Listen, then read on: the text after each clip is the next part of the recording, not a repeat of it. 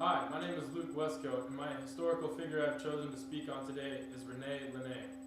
Now, Rene Laennec was a famous French physician. According to AntiqueMedicines.com website, is one of the fathers of chest medicine as well as the inventor of the stethoscope. The stethoscope, by Greek definition, is stethos meaning chest, scopos meaning to examine, so to examine the chest. The invention of this medical tool was a cornerstone in the diagnosing process in medicine.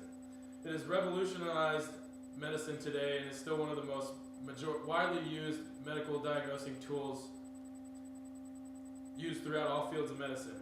It is used to assess flows, rates, pulses, fluid accumulation, heart sounds, lung sounds, and even bowel sounds. But first I want to tell you a little background information on Rene Laennec, according to the Wikipedia online encyclopedia I accessed while researching. Rene Laennec was born February 17, 1781 in Quimper, Brittany, which is in modern-day France. His father was a lawyer who resided in London and had no part in Rene's upbringing whatsoever. At Rene's young age of 5, his mother died of tuberculosis, and then he moved to Nantes, Brittany, in France, where he resided with his aunt and uncle. At the age of 12, he began school and was known as an exceptionally talented student. By the age of 14, he was fluent in both English and German languages. By the age of 17, he began studying medicine under his uncle's direction. His uncle, Guillaume Francis Laennec, was a well-known professor of medicine at a local institution in Nantes. In 1799, at the age of 18, he moved to Paris, France, and he graduated from Daruptins Medical Academy with high honors. After graduating, he became the pupil of Nicolas Covestart des Marest, who was a famous chest surgeon during the French Revolutionary War. Under his direction, Laennec gained experience and became an expert in diagnosing disorders and diseases of the heart and lungs. He also mastered the diagnostic tools of percussion and auscultation. Auscultation meaning using your ears, and percussion meaning using your hands to make vibrations against body cavities. After 7 years of studying under Marest, he moved back to Nantes, Brittany, and became a highly renowned and well-known lung and heart specialist. It was until 1816 that he came across a special patient's case that led him to his discovery of the instrument of the stethoscope. Traditionally, doctors would place their ears against their patient's chests to listen to the sounds of their heart and lungs. This technique was referred to as immediate or direct auscultation. In 1816, according to Dr. Laennec's notes, a 40-year-old obese woman, patient by the name of Marie Melanie Basset, came to his office displaying the general symptoms of a heart disease. He states that he tried to use immediate auscultation, but found it unsuccessful due to her, I quote, excessive fatness.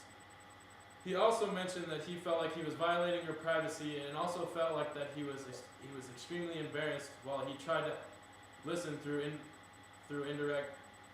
direct auscultation by placing his head against her exquisitely large breasts. Puzzled by this dilemma, he then stepped out of his office and referred to a childhood memory, where he used to go down by the river, collect hollow wooden sticks, and then place one end under the door of one leading into the next room and the other against his ear, and then he was allowed to eavesdrop on the conversation happening in the next room without actually being there.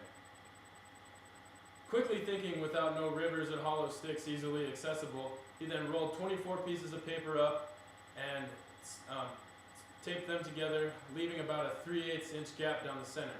Returning to the exam room, he placed one end of the contraption against the patient's chest and the other against his ear. Amazingly, to his surprise, he was able to listen to the heart and lung sounds clearer than ever before, even before doing direct auscultation.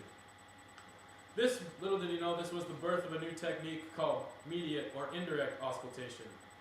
Laennec, also being a skilled flutist, owned his own wood lathe. Later that night, after returning home, he went out into his shop and lathed a single cylinder about 12 inches long out of a dense hardwood, either birchwood or hickory. References still conflict. He left a 3/8 inch hole still down the center, but thinking further into his prototype, he modified that each end be funneled down 2 inches into it to allow for a greater surface area for the sound to be obtained into one end and then released in the other end. He also made another modification of inserting a hollow brass tube down the middle by thinking that it would transmit the sound more clearly and then also preventing it from being deadened or absorbed into the wood as the sound was moving up the instrument. Thus the stethoscope prototype was born and named Le Cylindre. He used it for 1 year until he started mass producing it in his own shop. He also created an instruction manual called Treatise to Mediate Auscultation, which was that combined with the modern day user's manual and the instrument itself was sold to local French physicians for 2 francs. All in all, Laennec's invention had forever changed the medicine field as we know it.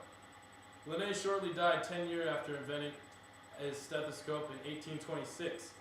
He consequently died of tuberculosis, same as his mother, and he spent many years trying to understand the disease itself.